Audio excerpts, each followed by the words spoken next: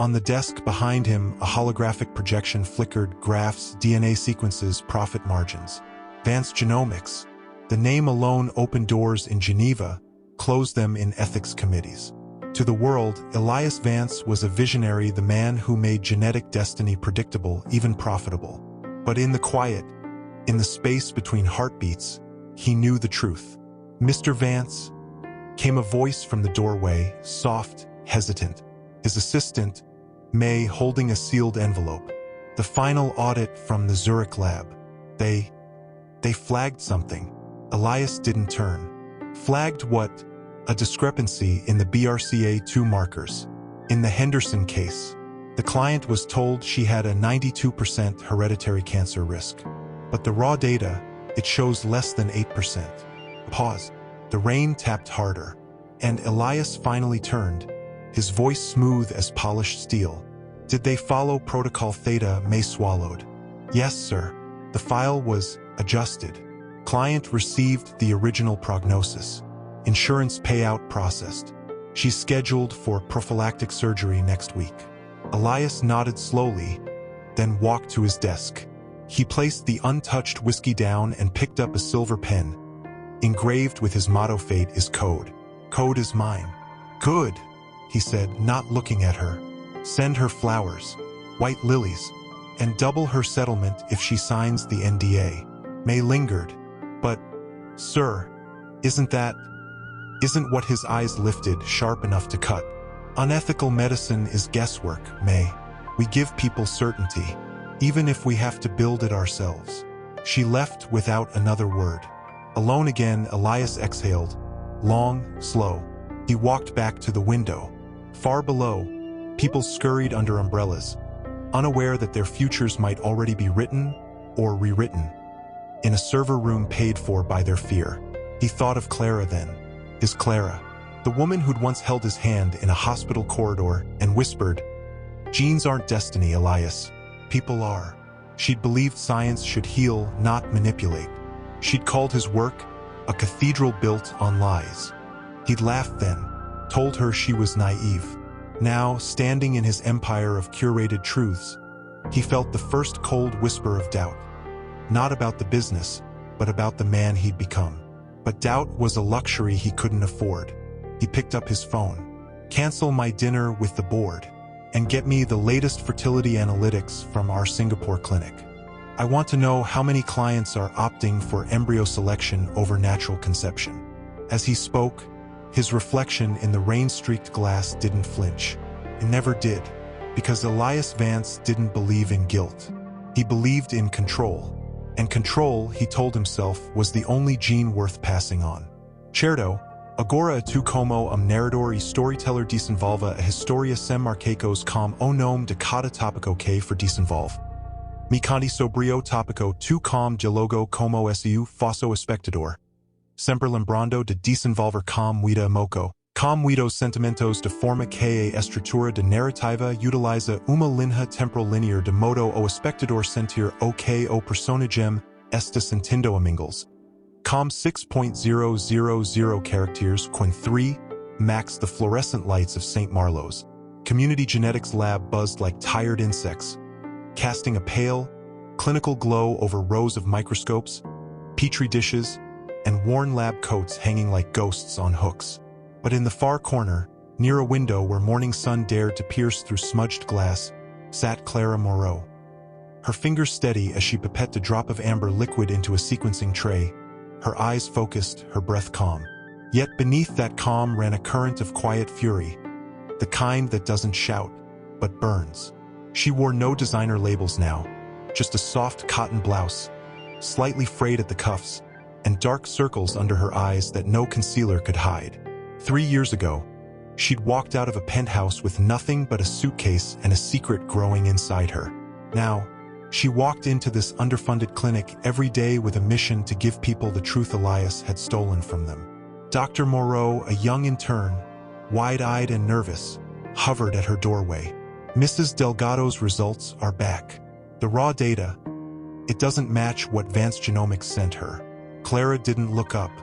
"Of course it doesn't." Her voice was low, steady, but laced with something sharp. like glass wrapped in velvet. They told her she'd pass Huntington's to her daughter. Didn't they? The intern nodded. She's already signed papers to terminate the pregnancy. Clara's hand stilled. For a heartbeat, the room seemed to stop breathing.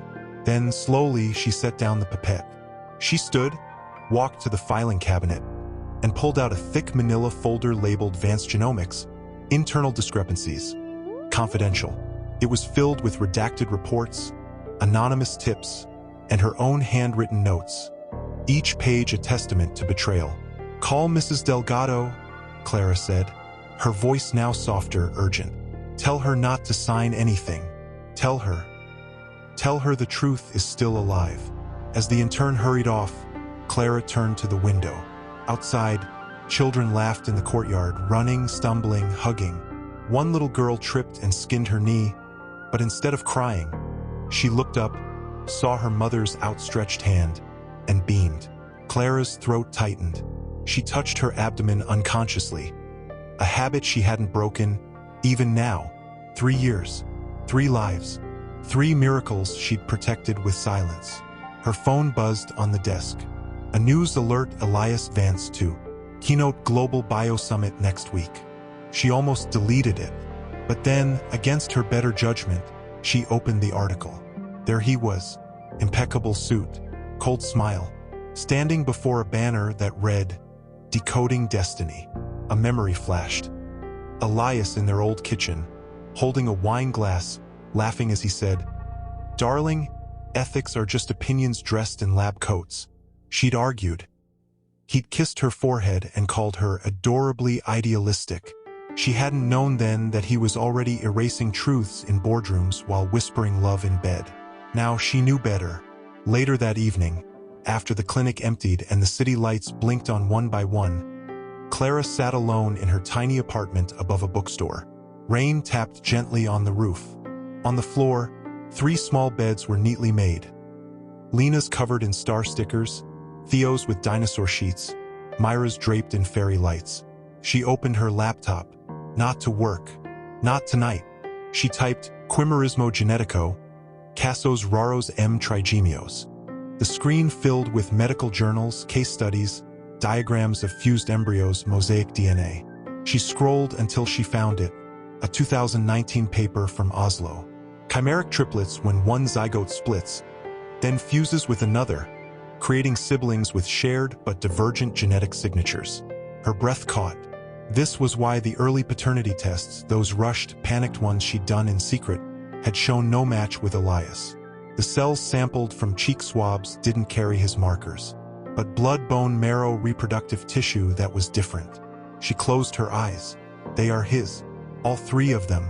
Not just biologically, but in spirit, in fire, in the way Theo frowned when concentrating, just like Elias.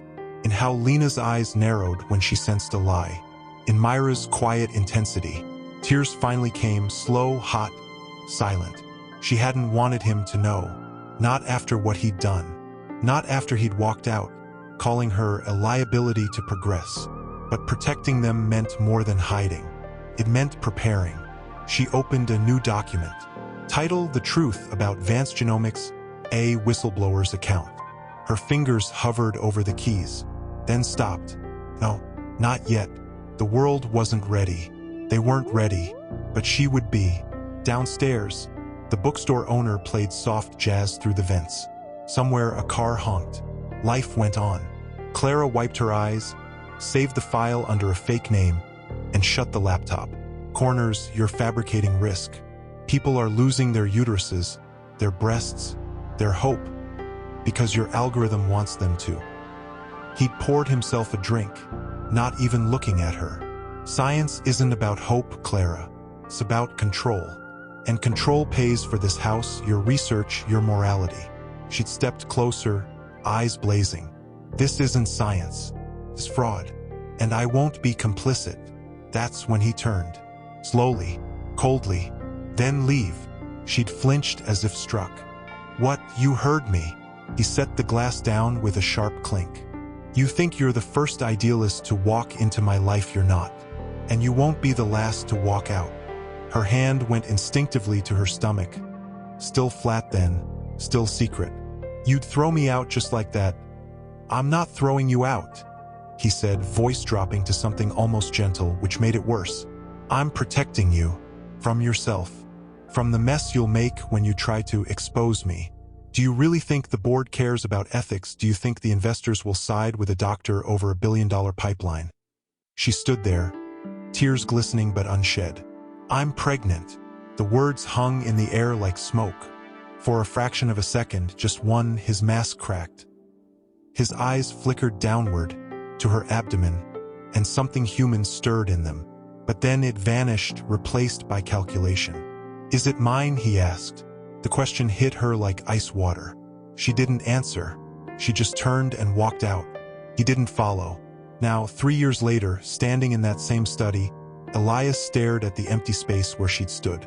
The USB drive had disappeared the next day, wiped from his servers, vanished from her bag. He'd assumed she'd given up, or been silenced. He never imagined she'd gone underground, that she'd carried his child or children into a life he couldn't touch. His phone buzzed.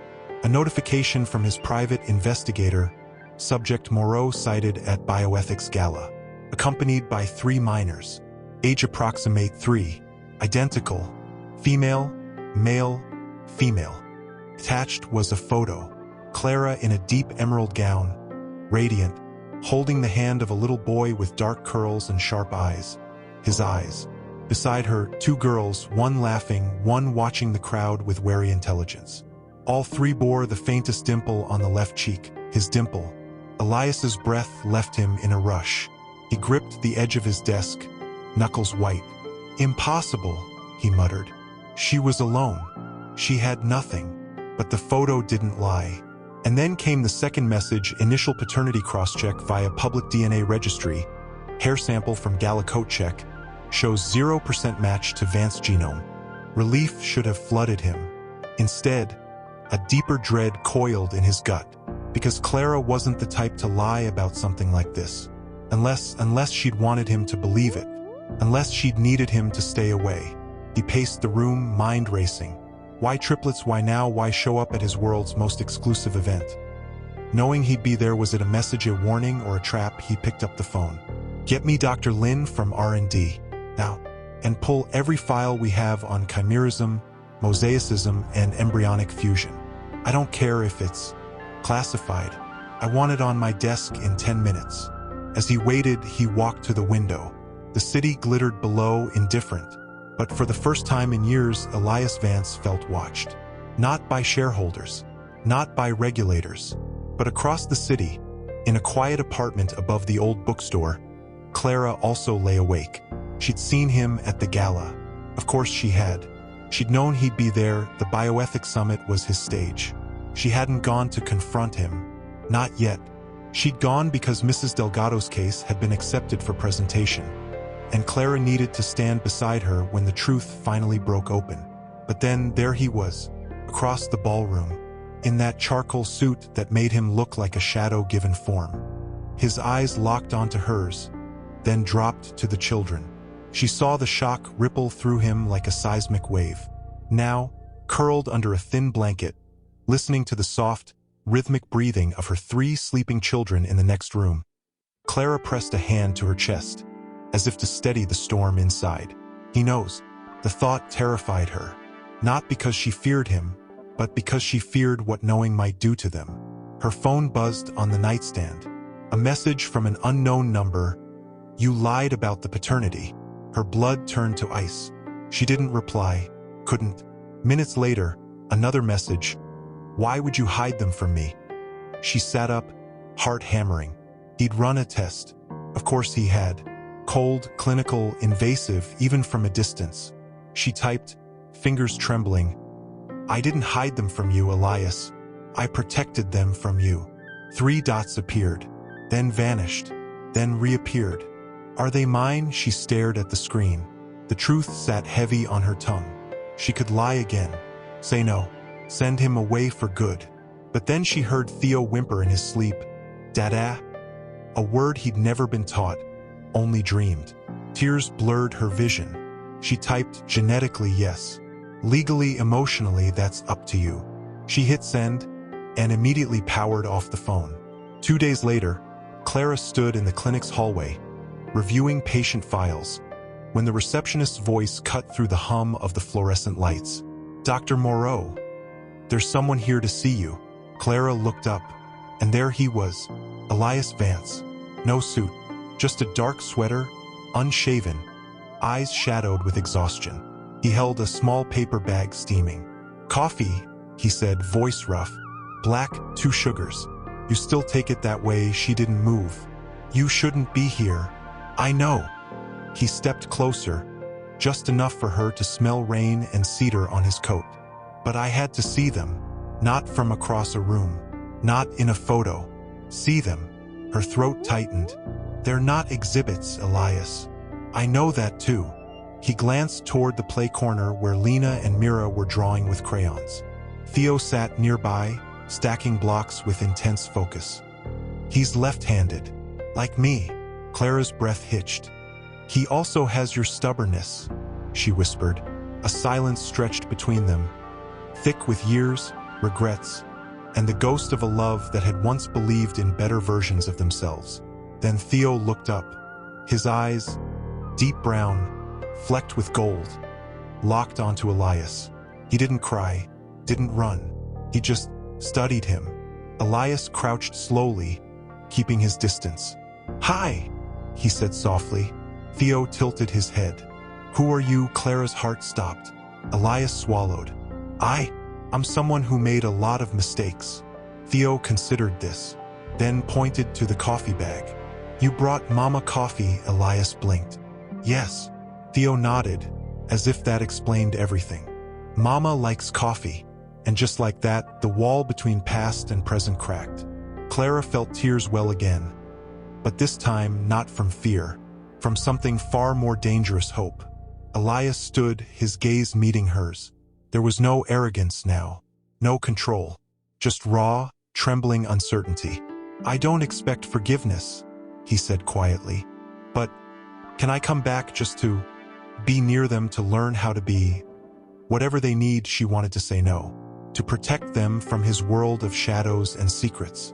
But then Mira ran over, tugged Elias's sleeve, and held up a drawing: 3 stick figures holding hands under a rainbow. "This is us," she said proudly. "And this," she pointed to a tall figure with messy hair, "is the man in Mama's photo." Clara froze. She'd kept one photo hidden in a book. Elias, years ago, laughing on a beach, before the empire, before the lies. He looked at the drawing, then at Clara. His eyes shimmered. "I didn't know you kept it," he whispered, and slowly, imperceptibly, the children began to lean into his presence, like saplings turning toward unexpected light. But tonight was different. Tonight was the bioethics gala, the same event where it all began. Clara stood in front of her bedroom mirror, adjusting the clasp of a simple silver necklace. Elias's gift from their first anniversary, buried in a drawer for years, now worn again, not for him, but for her. A reminder that she was more than a victim, more than a mother, more than a whistleblower. She was whole. Lena tugged at her gown. "Mama, why do we have to go?" "Because tonight," Clara said, kneeling to tie Myra's tiny shoes, "we stand with people who tell the truth, even when it's hard." Theo, already in his miniature suit, frowned. "Is he going to be there?" Clara paused. "Yes." "Will he sit with us?" She looked at her son, so small, so sharp, already sensing the fractures in the adult world. "Only if you want him to." Theo considered this, then nodded. "Okay, but he has to promise not to leave again." Her heart cracked open. The gala hall shimmered under crystal chandeliers, a sea of silk, power suits, and practiced smiles. Clara kept the children close, her hand resting lightly on Theo's shoulder as they entered. And then she saw him. Elias stood near the entrance, not in his usual armor of bespoke tailoring, but in a dark suit that looked softer, human. His eyes found hers instantly, and for a moment, the noise of the crowd faded. He walked over, slow, deliberate. "You look," he trailed off as if words failed him. "Like I belong here," she finished, voice low. "Like you always did." Before she could respond, A voice cut through the air, smooth, venomous. Well, if it isn't the prodigal wife and her miracles. Dr. Alden Cross, Vance Genomics Chief Ethics Officer. A title Clara knew was a cruel joke, stepped forward, flanked by 2 board members. His smile didn't reach his eyes. "Elias," Cross said, clapping him on the back with false warmth. Still playing house with the help, Elias stiffened. "Watch your tone, Alden." "Oh, I'm just curious." Cross leaned in, voice dropping to a whisper only they could hear. "Are those really your children, or did Clara find a donor with better morals and better genes?" Clara's blood ran cold. But before she could speak, Elias moved. Not with rage, but with terrifying calm. He stepped between Cross and the children, his voice low, lethal. "If you ever speak to them or about them again, I'll release every internal audit, every falsified report, every client file you've buried. Starting with the Henderson case." Cross paled. "You wouldn't. You'd go down with us." Elias's eyes flicked to Clara, then to the children. "Maybe I'm ready to burn it all down." The threat hung in the air like smoke. Cross backed away, muttering something under his breath. Silence settled between Elias and Clara. Then Lena tugged Elias's hand. "Are you going to sit with us at dinner?" He looked down at her. Really looked. And for the first time, Clara saw tears in his eyes. Not of sorrow, of awe. "Yes," he said, voice thick. "If your mama says it's okay." Clara met his gaze. The man who once chose profit over truth was now choosing them over everything. She nodded. As they walked toward their table, cameras flashed. Whispers followed. But Clara didn't care. Because in that moment, holding her children's hands, with Elias walking just behind. Not ahead, not leading but following. She felt something she hadn't in years, not safety, not closure, but the fragile, trembling beginning of something new. And across the room, unnoticed, a journalist snapped a photo. Elias Vance, kneeling to adjust Theo's crooked bow tie, his face softer than anyone had ever seen it. The caption would later read, "The genetic magnate who finally met his match," in 3 small faces. His private lab team had worked through the night. The results lay on his desk now, printed on crisp white paper, stamped with the Vance Genomics seal he once wore like a crown. He stared at the words paternity analysis, subject Vance E. Minors Morolina, Moro Theo, Moro Mira. Result 0% genetic match. 0. Impossible. He'd watched Theo yawn with his exact lopsided stretch. He'd seen Mira narrow her eyes the same way he did when she was thinking. He'd heard Lena hum the same off-key tune he used to whistle in the shower. And yet, the science said no. His hand trembled as he dialed Dr. Lin, head of genomic validation. "Run it again," Elias demanded, voice raw. "Use blood samples, bone marrow if you have to, and pull the raw sequencing data, all of it. I don't care about protocol. I want the truth, not the report." There was a pause. Then Lin said quietly, "Sir, we already did. 3 times. Same result. The children's DNA shows no Y chromosome markers consistent with your lineage. Mitochondrial analysis confirms maternal line only. They're not yours." Elias sank into his chair, the world tilting. "Then who the hell are they?" "We don't know, but there's something odd. Their genomes show high-level mosaicism, almost like 2 embryos fused in utero. But even then, your markers should appear in some tissues." Elias's mind raced. Clara hadn't lied. She couldn't have, unless she'd been lied to too. He grabbed his coat and was out the door before he'd fully formed the thought. He found Clara at the clinic, bent over a microscope, her brow furrowed in concentration. She looked up as he entered, and her expression shifted, from surprise to guarded caution. "You shouldn't be here during work hours," she said, but there was no real heat in it. "I need to talk to you, alone." She glanced at the closed door of the children's playroom down the hall. There with Rosa. 5 minutes. He stepped closer, voice low, urgent. "The tests came back. They say the kids aren't mine." Clara froze. Then slowly, she removed her gloves. "And you believe them? They're my tests, Clara. From my lab." The most advanced in the world. A bitter laugh escaped her. The same lab that told Mrs. Delgado she'd pass Huntington's to a child who didn't even carry the gene, he flinched. This is different. Is it? She turned to face him fully, eyes blazing. You built a machine that lies for profit, Elias. And now you're shocked it lied to you. I ran it myself. Did you? Her voice dropped, trembling. Or did you trust the people who've been covering your sins for years, who have every reason to keep you away from me? And from them, he opened his mouth, then closed it. Doubt, cold and slick, coiled in his gut.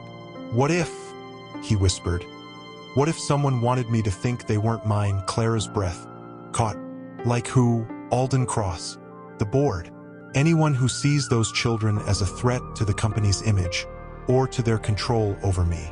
Silence stretched between them, thick with dread. Then Clara walked to her desk and pulled out a small, locked case. She opened it to reveal 3 vials of blood, labeled, dated, sealed. I kept samples, she said quietly. From the day they were born. I knew you'd come asking. I just didn't know if it would be as their father or their enemy. Elias stared at the vials like they were holy relics. Where can we test them? Somewhere you trust. She met his eyes. There's a lab in Montreal, independent, run by a former colleague who owes me his life. They'll do it blind, no names, no affiliations. When can we go? Tomorrow. She hesitated. But Elias, if they are yours, it won't just change your life. It'll make them targets. Advanced Genomics won't let a genetic anomaly like chimeric triplets walk free. Not when their DNA could expose how easily your certainty can be broken. He looked down the hall, toward the sound of children laughing. Theo's voice rose above the others. Mira, share the red crayon. Elias's voice was barely a whisper. Then I'll burn the whole damn company to the ground before I let them touch my children. Clara studied him. The set of his jaw, the fire in his eyes, the man she once loved buried beneath layers of arrogance, now clawing his way back to the surface. Okay, she said, we go tomorrow. But as she turned back to her microscope, her hands shook, because she knew something Elias didn't. The Montreal lab wouldn't just confirm paternity. It would reveal something far more dangerous, that the children carried a rare mutation, one that made their cells resistant to the very genetic markers Advanced Genomics used to predict disease. Dr. Eris Thorne, Clara's old friend from med school, greeted them with a firm handshake and tired eyes. You look like hell, he told Clara, then nodded at Elias. And you look like the reason why. Elias didn't flinch. Just run the test. Blind protocol. No names. Eris took the vials without another word. 3 days later, they were back in Clara's apartment, the children asleep down the hall, when Eris called. His voice was unsteady. Clara, you need to come in. Now. She exchanged a glance with Elias. His face had gone pale. They arrived to find Eris pacing, papers scattered across his desk. He didn't greet them, just pointed to a screen glowing with genomic maps. The kids are chimeric, he said, voice tight. 2 zygotes fused early in utero. But that's not the miracle. He zoomed in on a highlighted sequence. This gene, FANCC, normally linked to Fanconi anemia. In 99.7% of carriers, it causes bone marrow failure by age 10. But in your children, he swallowed, it's silenced, not mutated, not deleted, silenced by a regulatory switch we've never seen before. Their cells don't just resist disease, they rewrite genetic risk in real time. Clara's breath caught. That's impossible. Biologically, yes, but their data doesn't lie. Eris turned to Elias, eyes grave. And there's more. This silencing mechanism, it's triggered by stress, emotional or physical, which means their bodies adapt because of trauma. Elias stared at the screen, realization dawning like a slow, cold sunrise. My company's algorithms assume genetic fate is fixed, but they're proof it's not. Eris nodded. If this gets out, Advanced Genomics collapses overnight. Insurance models, predictive diagnostics, embryo selection, all based on the idea that DNA equals destiny. Your children just shattered that. Silence filled the room. thick with awe and terror. Then Clara whispered, "We have to protect them." But it was too late. 2 weeks later, Clara stood in the clinic's hallway, heart pounding, as a sleek black sedan idled across the street. She'd seen it before 3 days in a row. Same tinted windows, same driver in a gray cap. Inside, Theo coughed, a dry, rattling sound that had started 2 nights ago. First, she thought it was a cold, but then his skin turned pale. His energy vanished. By morning, he could barely stand. She rushed him to St. Marlo's ER. Blood work came back with alarming results: plummeting platelets, erratic white cell counts. The attending physician frowned. "It looks like early-stage aplastic anemia, but his genetic panel shows no markers for it." Clara's blood ran cold, unless his body is under stress.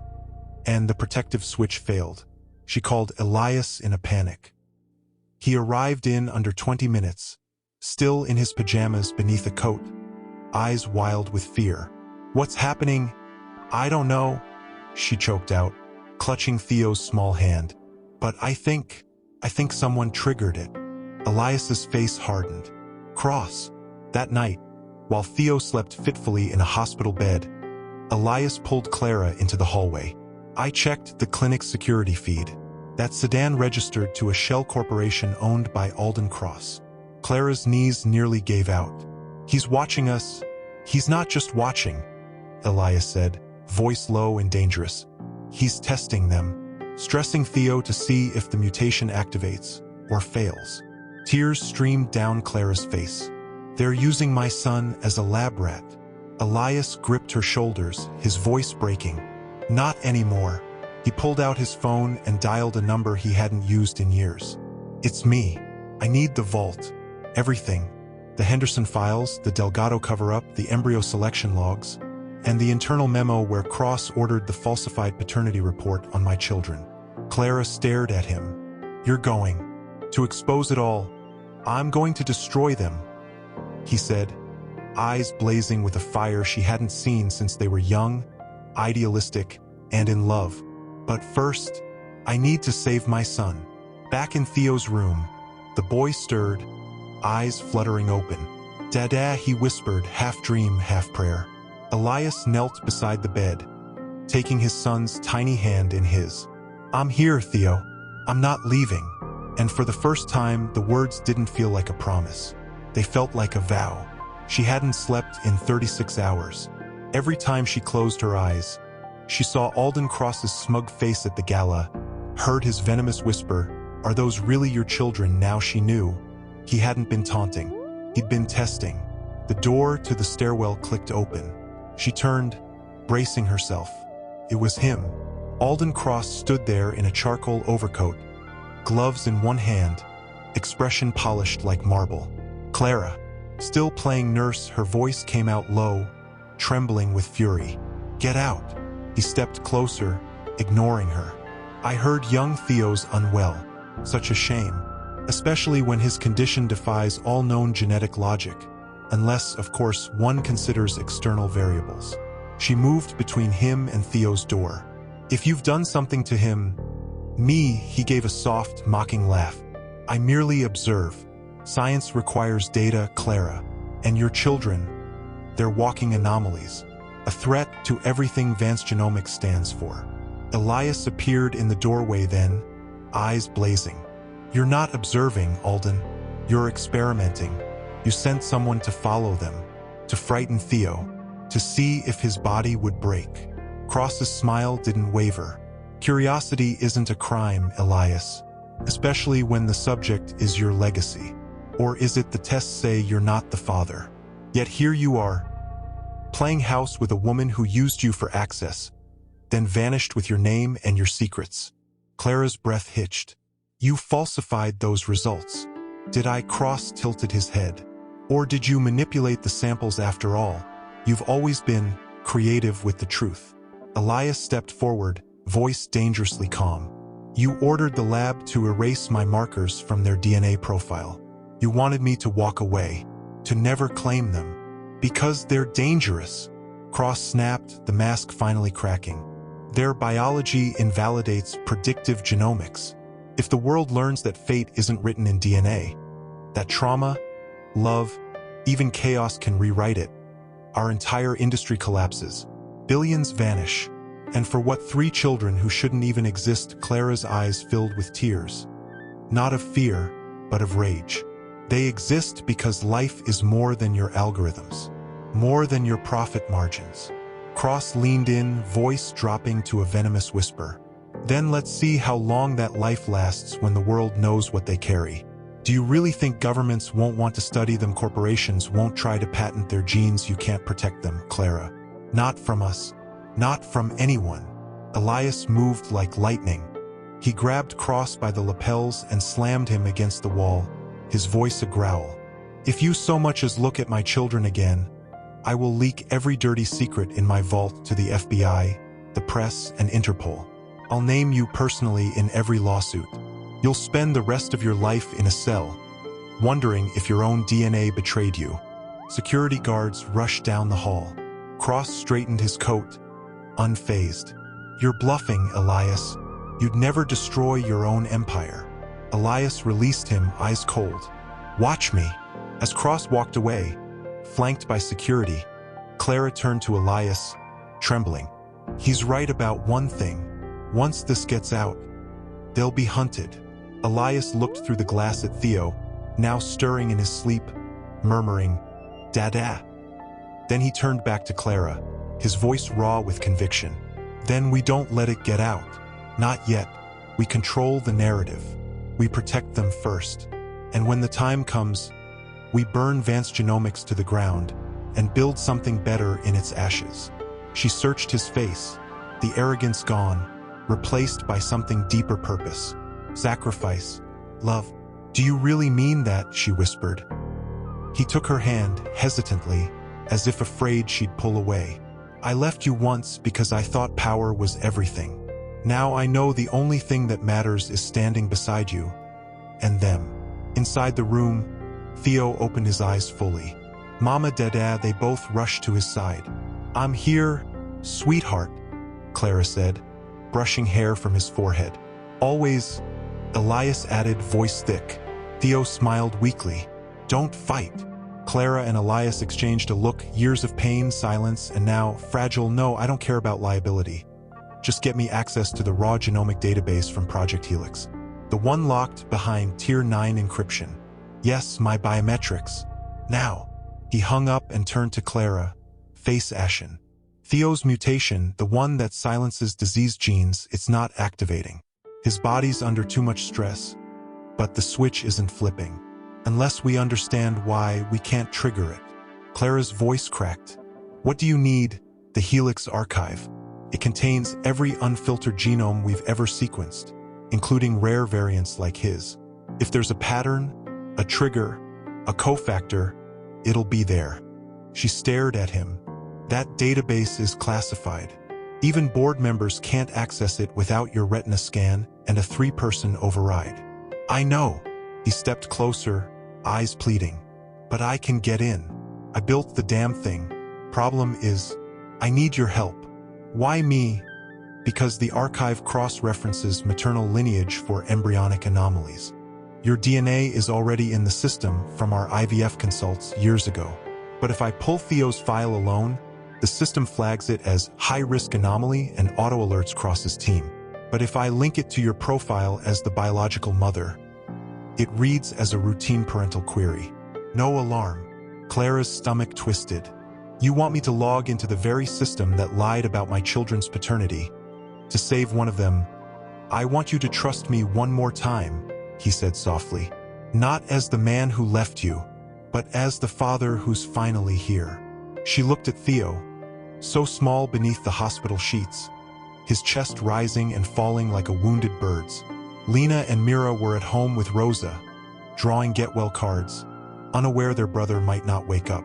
She nodded. Do it. That night, in a secure off-site terminal Elias had set up in a borrowed research annex. They sat side by side in the dim glow of dual monitors. Rain tapped against the windows like impatient fingers. Clara entered her credentials, her old employee ID, her biometric key. The screen flickered, Welcome, Dr. Moreau. Access level restricted. Elias scanned his retina. The system word. Then access granted. Project Helix, genomic vault open. Files cascaded across the screen, thousands of genomes, color-coded, annotated. Elias typed Theo's identifier. A new window bloomed, layers of data, mutation maps, expression timelines. There, Clara whispered, pointing. Look at the NR3C1 receptor. It's hypermethylated. That's the stress response regulator. Elias zoomed in. If it's silenced, his body can't activate the protective switch, even if the mutation is present. So we need to reduce his stress. But he's in a hospital, fighting for his life. How Elias scrolled deeper, then froze. Wait, look at this. He pulled up a side-by-side comparison: Theo's genome versus a control subject with the same FANCC variant, but who never developed symptoms. The difference isn't genetic, it's epigenetic. The healthy subject had consistent oxytocin exposure during early stress episodes. Bonding, touch, familiar voices. Clara's breath caught. You're saying love isn't just emotional, it's biological. For him, it might be the only medicine that works. They looked at each other, years of silence, betrayal, longing collapsing into a single, shattering truth. Elias stood abruptly. We need to get him out of here. What? He's critical. Exactly. This place is sterile, scary, full of strangers. His body thinks it's under siege. But if he's with us, with Lena and Mira, with the people who know his laugh, his fears, his favorite lullaby. Clara's eyes filled with tears. It's insane. The doctors will never allow it. Then we don't ask. His voice was steel. I'll charter a med flight to a private facility I own in Vermont. Fully equipped, but quiet. Just us. No press. No cross. Just family. She hesitated. It was reckless. Dangerous. Possibly fatal. But then she remembered Theo's whisper in the hallway. Don't fight. Maybe healing wasn't about medicine alone. Maybe it was about coming home. Okay, she said, but I'm not leaving his side. Not for a second. Elias nodded, already dialing. The jet will be ready in an hour. As they rushed back to the hospital, rain soaking their coats, Clara glanced at Elias. Really looked at him. The man who once saw DNA as code to be controlled now saw it as a language of love, written in the bonds between people. In the ICU, Theo's monitor beeped weakly. Clara leaned down, kissed his forehead, and whispered, Hold on, my love, we're taking you home. And for the first time in 3 years, she believed they were a home. But as they wheeled Theo toward the ambulance bay, a black sedan pulled slowly to the curb across the street. Inside, Theo lay pale beneath an oxygen mask, his tiny fingers curled around Clara's thumb. She hadn't let go since they'd lifted him from the bed. Elias sat across from them, eyes fixed on the road behind through the rear window. We lost the sedan 2 blocks back, he murmured. But that doesn't mean they won't track the ambulance. Clara didn't look up. Why are they so desperate? What do they think they'll gain from hurting him? Not hurting, Elias said grimly. Studying. If they can isolate the mechanism that silences his disease genes, they could patent it. Sell it as a genetic override therapy. Billions, maybe trillions. He paused, voice dropping. Or worse, they could weaponize it. Imagine a world where only the wealthy can rewrite their genetic fate, while the rest are told their DNA is their destiny. A cold dread settled in Clara's chest. She squeezed Theo's hand. He's not a blueprint. He's my son. He's our son, Elias corrected softly. She finally met his eyes and saw something she hadn't in years: unwavering resolve, stripped of ego, forged in fear and love. The ambulance turned onto the highway, heading north. The private airfield was 40 minutes away. Then Theo stirred. His eyes fluttered open, glassy with fever, but aware. Mama, where are we going? Somewhere safe, sweetheart, Clara whispered, brushing damp curls from his forehead. Somewhere you can rest. Is Dada coming too? Elias leaned forward, voice thick. Always. Theo gave the faintest smile, then coughed, a wet, ragged sound that made the monitor spike in alarm. His oxygen saturation dropped to 88%. "Nurse!" Clara called, panic rising. The paramedic adjusted the flow, but shook his head. "He's crashing. We need to intubate." "No," Elias said sharply. "Not unless absolutely necessary. Trauma triggers his condition. Every invasive procedure is a stressor." The paramedic hesitated. "But if he stops breathing..." "He won't," Clara said, more certain than she felt. "Just keep him calm. Talk to him. Let him hear our voices." She leaned closer, humming the lullaby she'd sung since he was born. The one Elias used to mock as sentimental nonsense. But now Elias joined in, quietly, off-key but steady. And miraculously, Theo's breathing evened. The numbers on the monitor crept back up: 90, 92, 94%. The paramedic stared. "I've never seen anything like that." "Love," Clara whispered. "It's the oldest medicine." At the airfield, a sleek medical jet waited on the tarmac, engines idling. Rain fell harder now, drumming against the fuselage like a warning. As they transferred Theo onto the onboard stretcher, Elias pulled Clara aside. "There's something I need to tell you." She braced herself. "What?" "I've already sent the vault files to 3 independent journalists. The full archive, fraud logs, falsified reports, crosses orders. It goes live in 48 hours, unless Theo stabilizes and we find a way to control the narrative ourselves." Her eyes widened. "You'd expose everything, your name, your legacy." "My legacy is in that stretcher," he said, nodding toward Theo. "Not in a stock price." Before she could respond, a black SUV screeched to a halt at the edge of the tarmac. Doors opened. Men in dark suits stepped out. Not police. Not hospital security. Corporate extraction team. Clara's breath caught. "They found us." Elias grabbed her arm. "Get on the plane. Now." "What about you?" "I'll hold them off." He pressed a small device into her hand, a biometric key. "This unlocks the Vermont facility's secure wing. Once you're inside, seal the perimeter. No one gets in. Not even me, unless you say so." She wanted to argue, to tell him to come with them. But Theo whimpered, and the SUV's headlights cut through the rain like predator eyes. She kissed Elias quickly, just a brush of lips, charged with everything unsaid, and ran up the jet stairs. Inside, the engines roared to life. As the plane taxied down the runway, Clara looked out the window. Elias stood alone in the rain, facing the SUV, arms spread like a shield. The last thing she saw before the clouds swallowed them was him pulling out his phone and hitting send on a message labeled "Vault Release, Immediate." Then they were airborne. Theo slept fitfully beside her, still fragile, still fighting. But as the jet climbed into the stormy night, Clara clutched the biometric key and whispered to the sky, "Come back to us." Theo was settled within minutes, monitors discreetly tucked beneath woven blankets, for lines hidden in padded sleeves. Lena and Mira, brought in by a trusted driver just hours before, clung to Clara's legs the moment she walked through the door.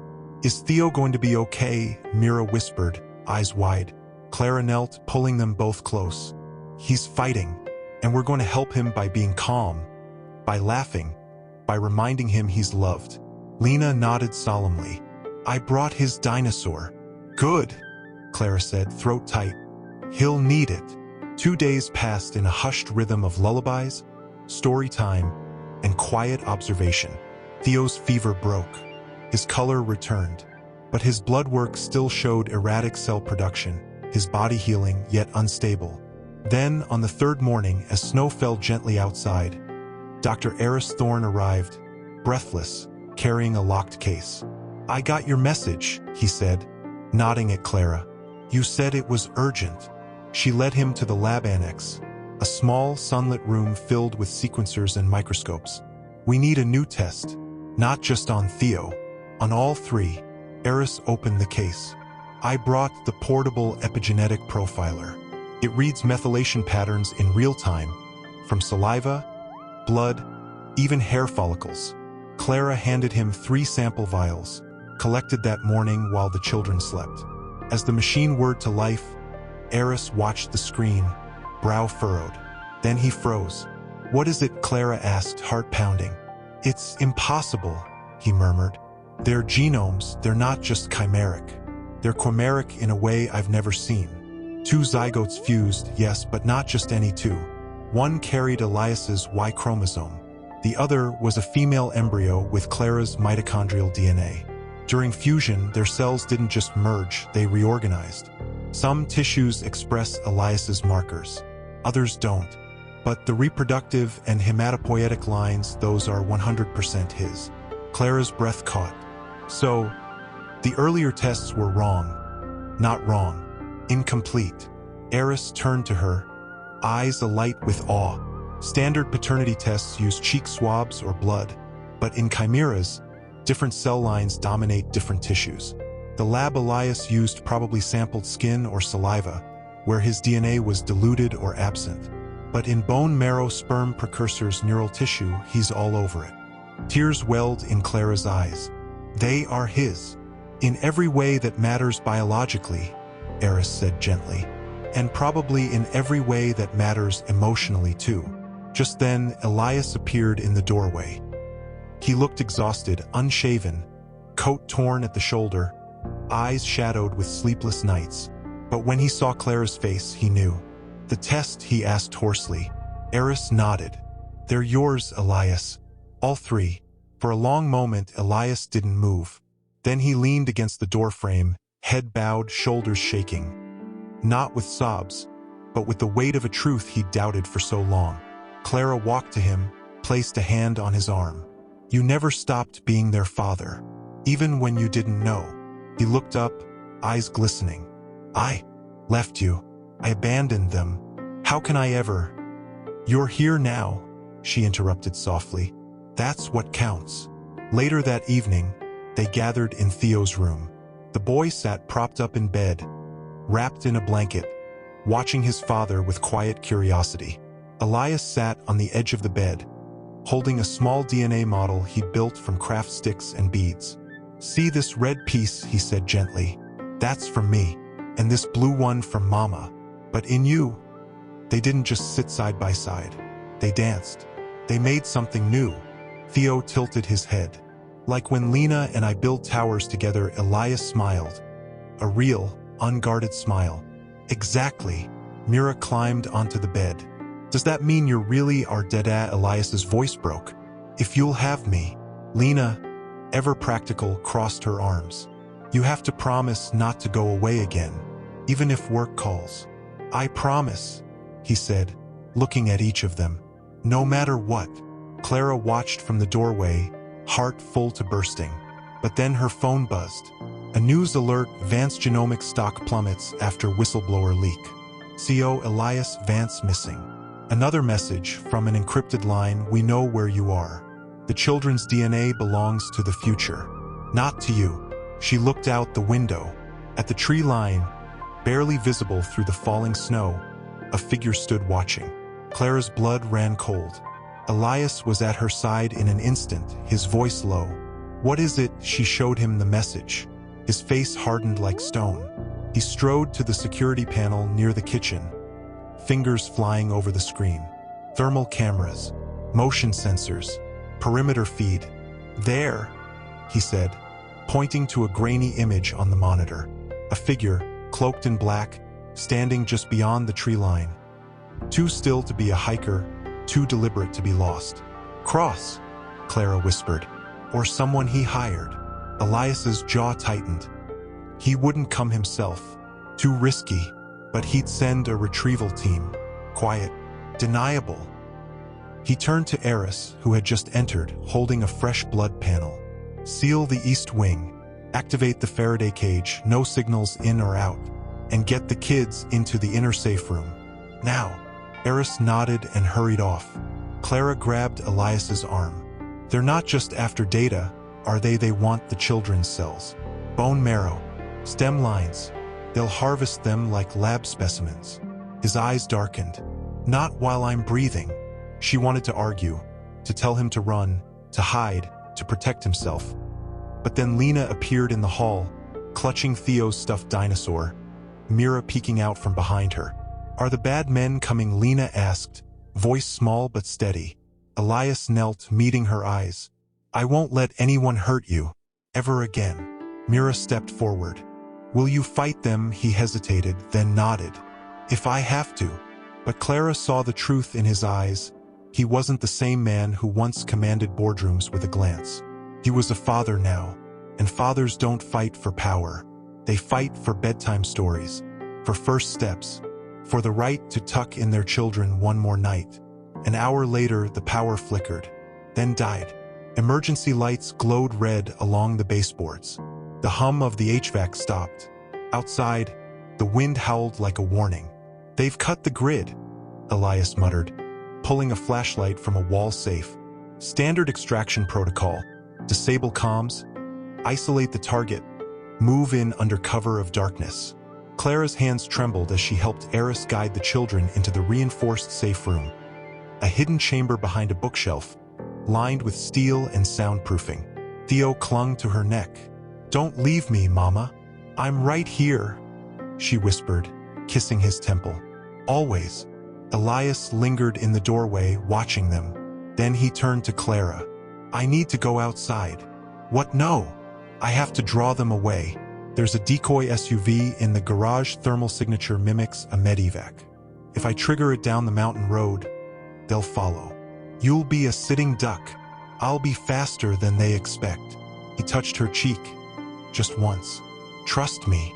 Before she could protest, he was gone, slipping out through the basement tunnel. Clara stood in the darkened hallway, heart hammering, listening to the wind, to the children's soft breathing, to the silence that now felt like a held breath. Then engines. A vehicle roared to life in the garage. Headlights sliced through the snow, and moments later, 2 black SUVs peeled out from the tree line, chasing the decoy down the winding mountain road. Clara exhaled, relief and terror tangled in her chest. But then, from the opposite ridge, a third vehicle emerged. Quiet, unmarked, moving straight for the house. Her blood turned to ice. They'd anticipated the decoy, and Elias was alone on that road. She ran to the security monitor. The thermal feed showed him stepping out of the decoy SUV halfway down the mountain, raising his hands as figures surrounded him. One of them lifted a weapon. "No!" Clara screamed, pounding the screen, but the feed cut to static. Silence. Then, a new message lit up her phone, this time with a photo. Elias on his knees in the snow, a gun to his head. Text beneath, "Bring the children to the ridge in 10 minutes, or he dies, and they'll be next." Clara sank to the floor, tears streaming. She looked toward the safe room, where her children slept, unaware that their father was about to pay the ultimate price for loving them. And in that moment, she made a choice. Not as a scientist. Myra's fingers curled around the edge of her blanket. Theo breathed slowly, steadily. Stronger now, but still fragile. She touched each of their foreheads, memorizing the feel of their skin, the rhythm of their breath. If this was the last time, she wanted to carry it with her into whatever came next. Eris stood by the door, pale. "You can't go out there, Clara. It's suicide. They'll kill him," she whispered. "And then they'll come for the children anyway. At least if I go, I can buy time." "You don't know that." "I do." She stood, her voice hardening. "I know what they want. Not just data, not just patents. They want control over life itself. And these children, they're proof that life can't be controlled." She walked to the weapons locker Elias had shown her, a sleek metal cabinet hidden behind a false panel. Inside, a compact pistol, 2 magazines, and a satellite phone with a single pre-programmed number. She loaded the gun with shaking hands. She'd never fired one in her life, but she'd read enough forensic reports to know where to aim. Eris stepped in front of her. "Let me go. I'm expendable. You're their mother." Clara looked at him, really looked, and saw the same fire that had once driven her to expose Vance Genomics. "No," she said gently. "You stay with them. If I don't come back, you take them to Dr. Lin in Montreal. She has a safe house. You tell them Tell them I love them more than truth, more than science, more than my own life. Before he could argue, she kissed his cheek and opened the safe room door. The house was dark, cold. Snow drifted through a broken window in the east wing. Someone had already breached the perimeter. She moved silently through the halls, pistol held low, heart pounding like a war drum. Then, a voice from the kitchen. "Clara!" She froze. It wasn't Cross. It was Elias. She rushed in, and there he was, soaked, bleeding from a gash on his temple, but alive. Behind him, two unconscious men lay bound with zip ties. "You're," how she gasped. "I knew they'd anticipate the decoy," he said, voice rough. "So I never got in the SUV. I waited in the trees.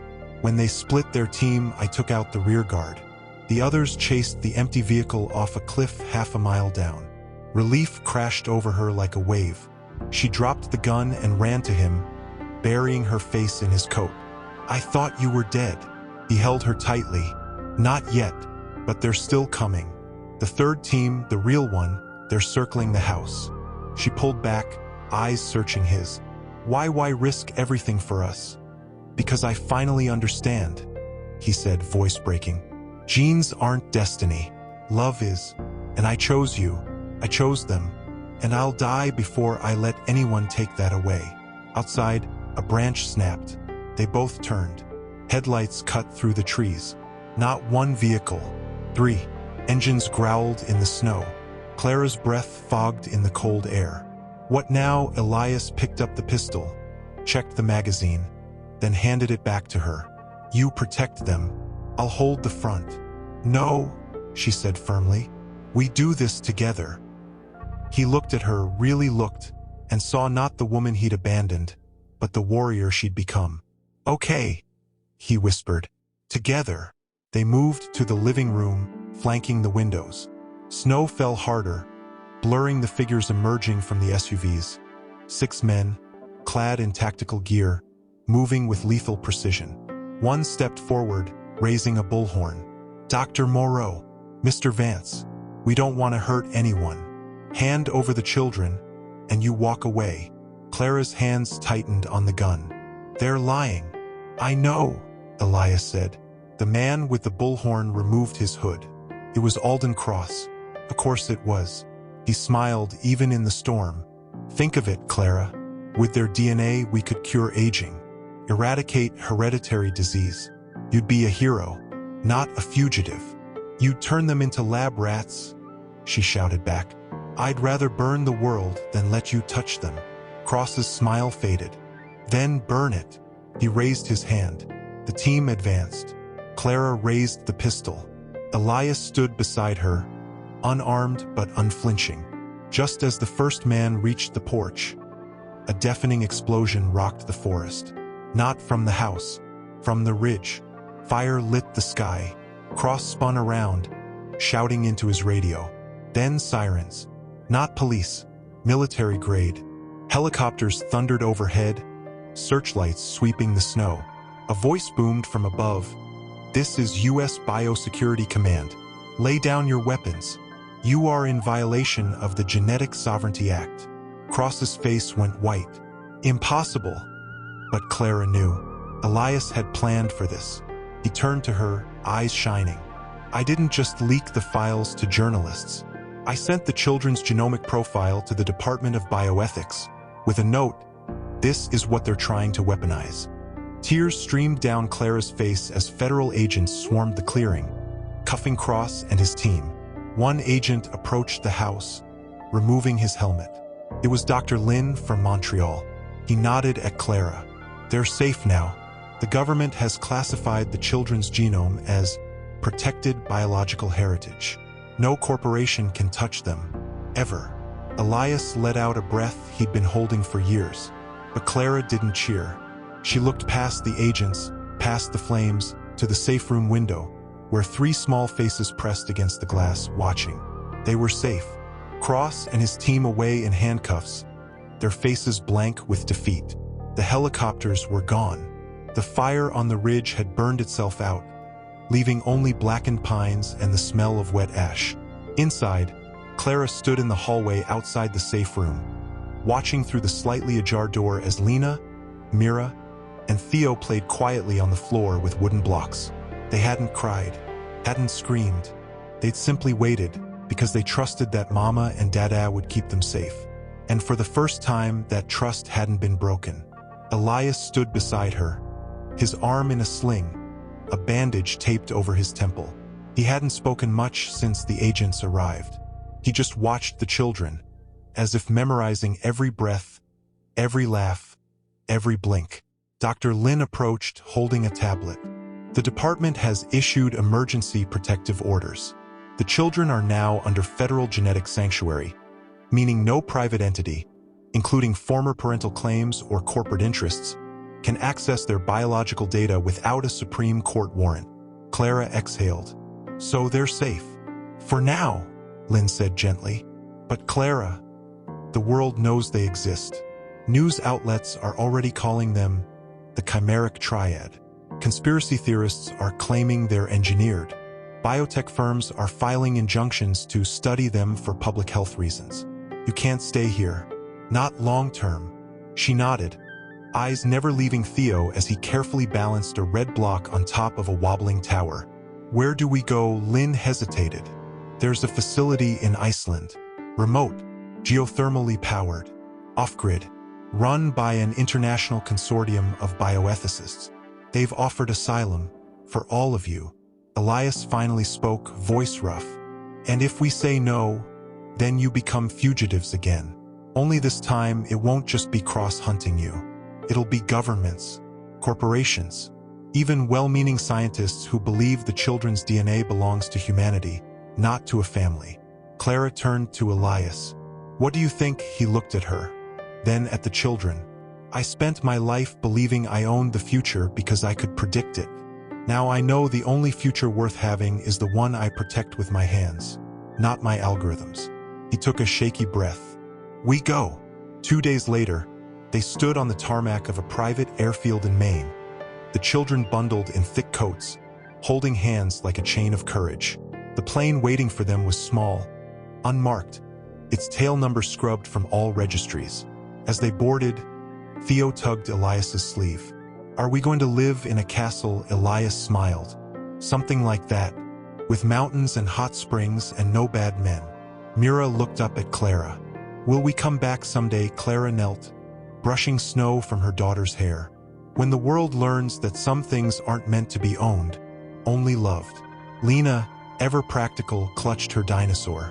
Does the castle have Wi-Fi? Elias laughed. A real, warm sound Clara hadn't heard in years. No Wi-Fi, just books and time. As the plane taxied down the runway, Clara looked out the window one last time at the American coastline fading into mist. She thought of the life she'd left behind. The clinic, the city, the fight. She'd wanted to expose the truth, but she never imagined the truth would cost her everything and give her back more than she'd lost. Elias sat beside her, their hands finding each other in the dim cabin light. I'm sorry, he whispered, for all of it. She leaned her head on his shoulder. We're not defined by our worst choices, Elias. We're defined by what we do after. Below, the ocean stretched endlessly, vast, mysterious, full of unseen currents, just like DNA, just like love.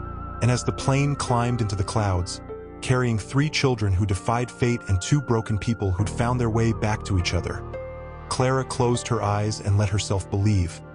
It was a fragile thing, like ice over deep water. And today, that ice cracked. She stood in the communications room, a shielded chamber buried beneath volcanic rock, staring at a live news feed from Geneva, the Global Bioethics Summit. Again, only this time, the keynote speaker wasn't Elias Vance. It was Alden Cross, released on bail, impeccably dressed, standing before a banner that read, Genetic Equity for All. Her blood ran cold. On screen, Cross leaned into the microphone, his voice smooth as poisoned honey. For too long, rare genetic anomalies have been hidden behind privacy laws and parental fear. But what if those anomalies hold the key to curing Parkinson's, to reversing aging, to saving millions? Should one family's desire for secrecy outweigh humanity's right to heal? The camera cut to a blurred but unmistakable image of the children, taken months ago, outside their old clinic. Caption: the chimeric triad miracle or medical resource. Clara's hands trembled. She turned to Elias, who just entered, holding a tray of tea. He's doing it. He's turning public opinion against us. Elias set the tray down, jaw tight. He's framing us as hoarders of hope. He's calling us selfish. No, Elias said, voice low and dangerous. He's calling me selfish. And he's right. She stared at him. What are you talking about? I built an empire on the lie that DNA is destiny. Now my own children prove that's false. And instead of sharing that truth, I've hidden them away to protect my second chance at fatherhood. He ran a hand through his hair, eyes haunted. Maybe Cross is right. Maybe their biology could help millions. Clara stepped close, gripping his arms. Their biology isn't a commodity, Elias. It's them. You can't dissect love into data points. Before he could respond, the sanctuary's alarm chimed softly. A priority message from Dr. Lin. She opened it. Her breath caught. Clara, Elias, urgent. A biotech consortium led by Genevex has filed an emergency petition with the UN Bioethics Council. They're demanding mandatory genetic contribution from the children for the greater good. Hearing in 72 hours. If they win, the sanctuary's protection is void. Silence filled the room. Then Theo's voice came from the hallway, bright, innocent. Mama Dada, can we go to the hot spring? Clara forced a smile and opened the door. Of course, sweetheart.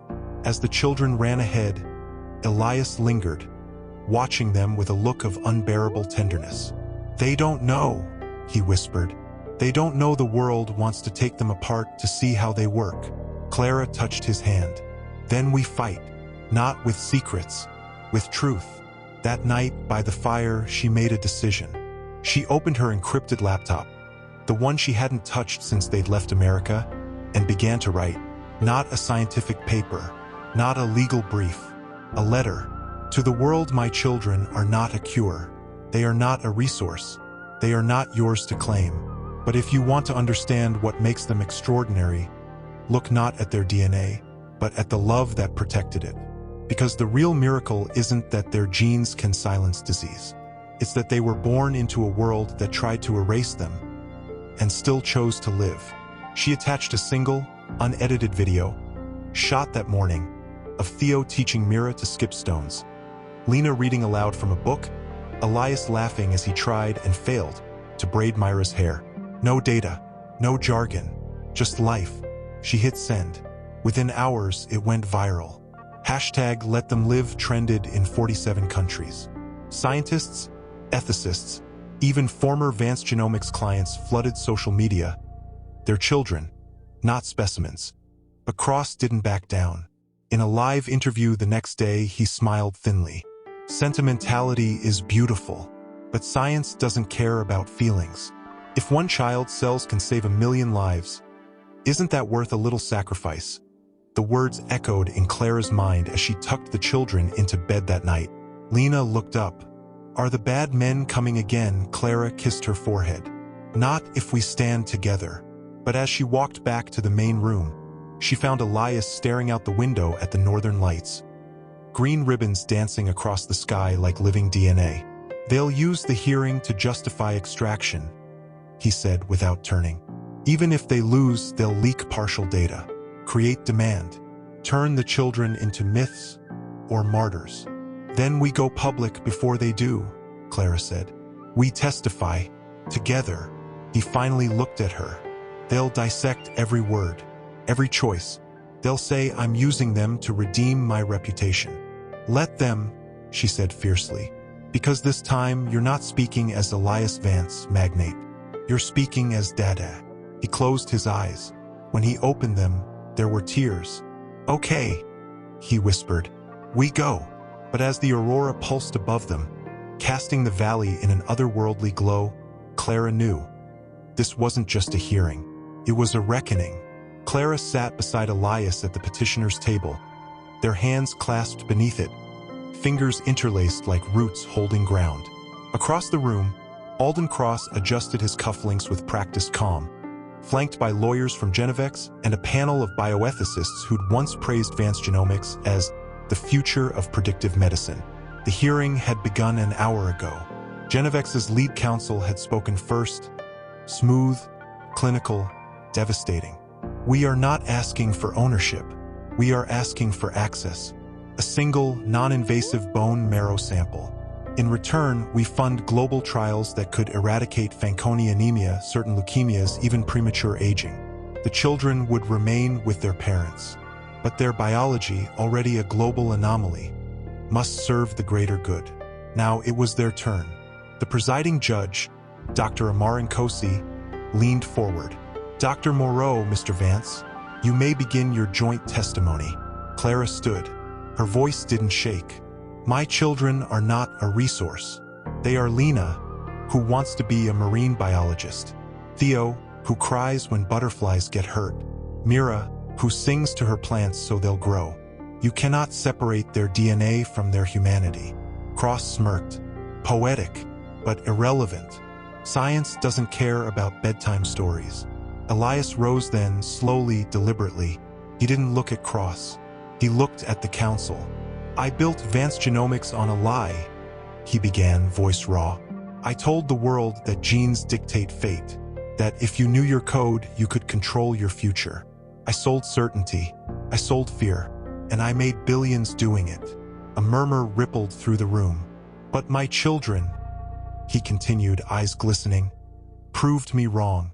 Their bodies don't obey the rules I wrote. They heal not because of perfect DNA, but because they are loved, because they are safe, because their mother never stopped fighting for them, even when I walked away. He turned to Clara, then back to the council. You want their cells fine. Take mine instead. I'm the one who corrupted science for profit. Let my body be the sacrifice, but leave my children out of it. Cross stood abruptly. This is emotional manipulation. The children carry a biological mechanism that could save millions. Do you really put your guilt above human lives? Elias stepped toward him, calm but unyielding. I put their right to exist as children above your greed disguised as altruism. Before Cross could retort, Clara pulled a sealed envelope from her bag. We've prepared something. Not data, not patents. A proposal. She handed it to Dr. Nkosi. Inside was a single page. The Vance Moreau Accord. We, Elias Vance and Clara Moreau, hereby pledge full, open-source release of all non-identifying genomic data related to our children's chimeric condition, on one condition. No human subject research, no extraction, no commercialization. The data will be managed by an independent, UN-supervised consortium of bioethicists, with annual review by a panel that includes patient advocates and genetic counselors. The children's identities, location, and bodily autonomy remain inviolate. Science may study the pattern, but never the person. Silence. Then Cross laughed. A sharp, brittle sound. You're offering us a map with no treasure. Useless. No, Clara said softly. We're offering you a compass. One that points toward ethics, not exploitation. Dr. Nkosi studied the document, then looked up. Mr. Cross, your petition demands physical access to the subjects. This proposal denies that. Do you accept the terms? Cross's face darkened. Without tissue samples, the data is theoretical. Worthless. Then you never cared about curing disease, Elias said quietly. You cared about owning the cure. The room held its breath. Dr. Nkosi nodded. The council finds in favor of the petitioners. The Vance Moreau Accord is adopted as international bioethical precedent. Any attempt to extract biological material from the children will be treated as a violation of human rights under Article 7 of the Universal Declaration on the Human Genome. A wave of relief crashed over Clara, but it was short-lived. As they left the chamber, a reporter shoved a microphone in Elias's face. Mr. Vance, does this mean you're stepping away from biotech for good? Elias looked at Clara, then at the sky beyond the glass atrium, where, impossibly, a single snowflake drifted down in the middle of spring. Yes, he said, I'm stepping into something better. But as they walked toward the exit, Clara's phone buzzed. An encrypted message from an unknown sender. The accord protects their bodies, but not their legacy. Someone will always want what they are, and next time it won't be cross. She looked at Elias, at the children waiting in the car with Eris, laughing over a shared snack.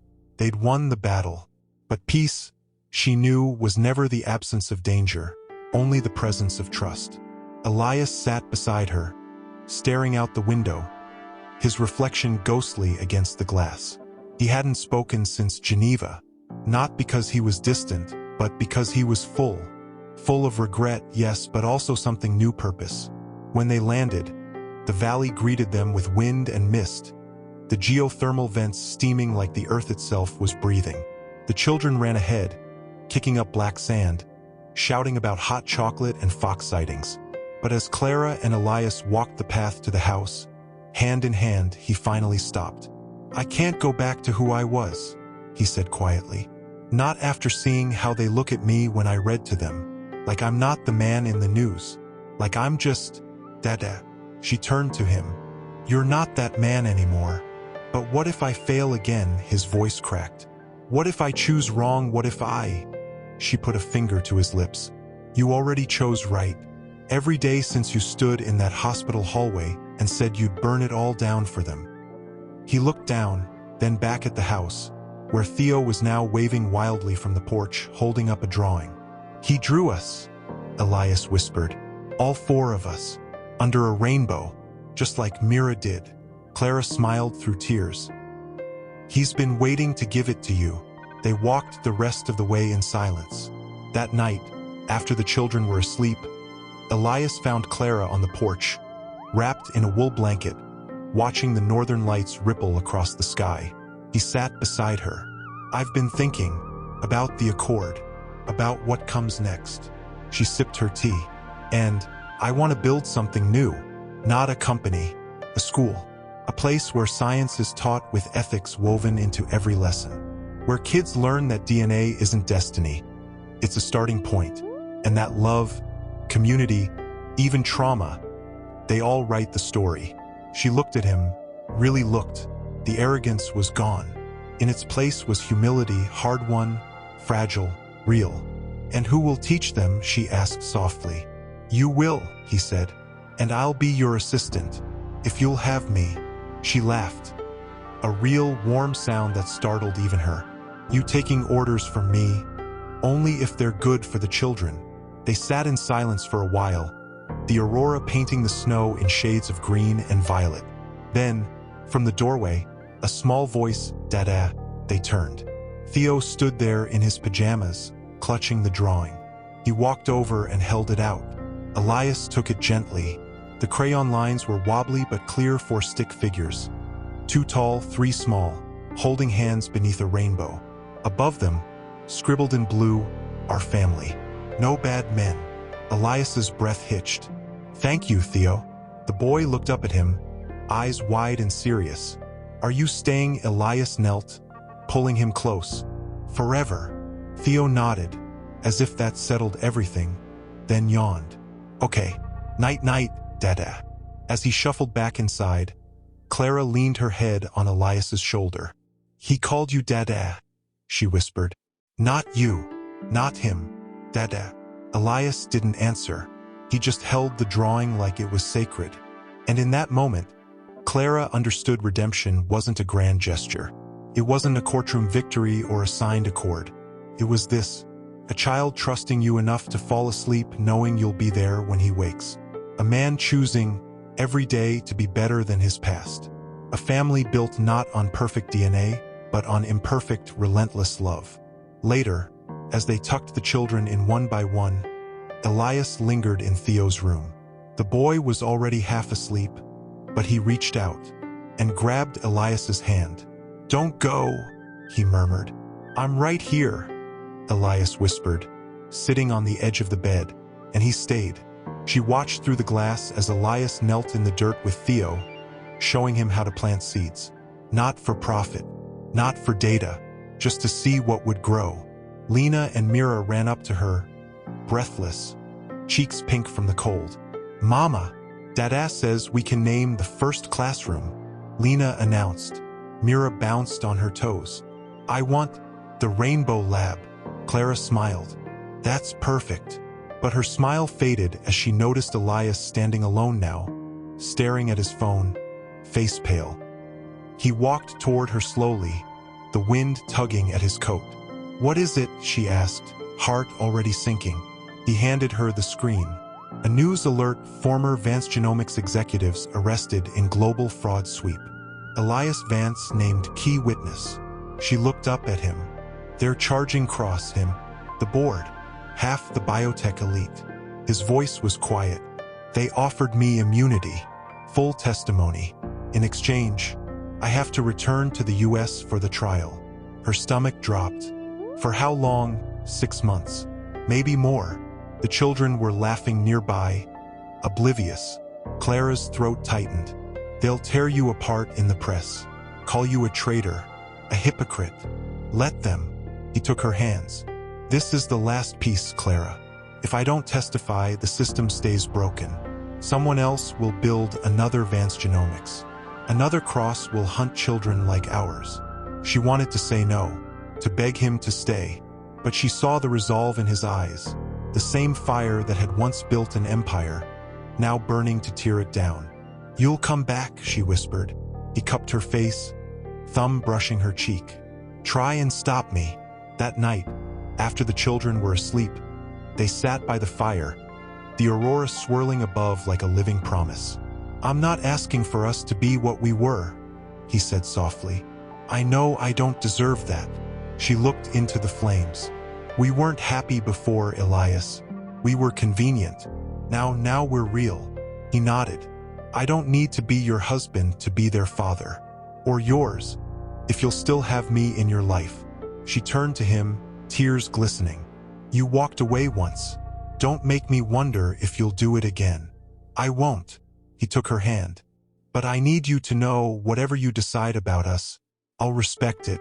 My place is with them, and if you'll let me, with you too. But only if it's honest. She studied him, the lines around his eyes, the quiet strength in his voice, the man who'd traded power for presence. Then she leaned forward and kissed him. Not with passion, but with peace. When she pulled back, she whispered, Come home to us, Elias. Not as a magnate, not as a martyr, just as Dada. He held her tightly, as if memorizing the feel of her, the sound of her breath, the weight of this fragile new thing between them. The next morning, as the sun rose over the black sand, Elias knelt in the greenhouse with all 3 children. I have to go away for a little while, he said gently, to help make sure no bad men ever come looking for you again. Lena crossed her arms. You promised. I know, and I'm keeping that promise by making the world safer. But I'll call every night, and I'll be back before the first flowers bloom. Mira hugged his neck. Don't forget our song. I never could, he whispered. Theo just looked at him, eyes serious. Will you still be our dada when you come back? Elias's voice broke. Always, no matter where I am. As the helicopter arrived to take him to Reykjavik, Clara stood with the children, hands linked like a chain of courage. He turned at the door, suitcase in hand, and looked back. Not at the house, not at the valley, but at them. And in that look was everything: regret, hope, love, and a vow written not in DNA, but in the quiet certainty of a father's heart. Then he was gone. Justice of a sort. But justice didn't tuck the children in at night. Justice didn't know that Theo still slept with the lights on. Justice didn't hum off-key lullabies. Only a father could do that. And today he was coming home. Clara's hands trembled as she adjusted the banner strung between 2 pines. Welcome home, Dada. She hadn't called him that in her letters, hadn't let herself hope too loudly, but the children had never stopped. Now, as the distant thrum of a helicopter echoed through the valley, all 3 kids froze mid-chase. Theo was the first to run. He sprinted toward the landing pad, small legs pumping, eyes wide with a hope too big for words. The chopper touched down, kicking up snow and dust. The door opened. Elias stepped out. Leaner, quieter, his hair longer, his coat worn. He carried no suitcase, just a small wooden box. Theo stopped a few feet away, hesitant. Elias knelt. For a heartbeat, neither moved. Then Theo whispered, "You came back." Elias's voice cracked. "I told you I would." The boy ran into his arms, burying his face in Elias's coat. Elias held him like he was made of glass and starlight. One by one, Lena and Mira joined the embrace, until all four were tangled in a knot of arms, tears, and relief. Clara watched from the porch, tears streaming silently down her face. When they finally pulled apart, Elias looked up at her. Not with the arrogance of a magnate, not with the guilt of a penitent, but with the quiet certainty of a man who had faced his demons and chosen love anyway. He walked to her, the children trailing behind like ducklings. "I kept my promise," he said softly. She nodded, unable to speak. He opened the wooden box. Inside were 4 small DNA model kits, colorful beads on strings, labeled with their names. "I thought, maybe we could teach the first class together," he said, "about how genes aren't destiny, about how families are built." Lena tugged his sleeve. "Does this mean you live here now?" He looked at Clara, then back at the children. "If you'll have me," Mira grinned. "We saved you a bed." That evening, as the sun dipped below the peaks and the aurora began its slow dance across the sky, they gathered in the half-finished classroom. Elias sat on the floor with the children, helping them thread beads onto strings. Red for courage, blue for truth, green for growth. Clara leaned in the doorway, watching. At one point, Theo held up his model, frowning. "Mine's messy. The colors don't match." Elias smiled. "That's the point, Theo. Life isn't about perfect sequences. It's about what you do with the pieces you're given, even the broken ones." The boy considered this, then added a yellow bead. "This is for you." Elias's eyes filled. "Why yellow?" "Because you're warm," Theo said simply, "like the hot springs." Later, as the children drifted off to sleep in their shared room, Elias found Clara on the porch. "They called me Dada 3 times today," he said, voice thick, like it was the most natural thing in the world. She took his hand. "It is." He looked out at the valley, the place that had sheltered them, healed them, given them back to each other. "I used to think legacy was a company name on a building," he whispered. "Now I know it's this, a child who trusts you enough to call you home." She leaned her head on his shoulder. "Stay. I'm not going anywhere." And in that quiet moment, beneath a sky alive with light, the past finally released its grip. Because the Real story was never about genetic fraud, or triplets at a gala, or a magnate who fell from grace. It was about a man who learned that the most powerful code isn't written in DNA. It's written in the choice to stay, to love, to begin again. And as the northern lights shimmered above them, casting the world in hues of green and gold, Clara knew they weren't just surviving anymore. They were living.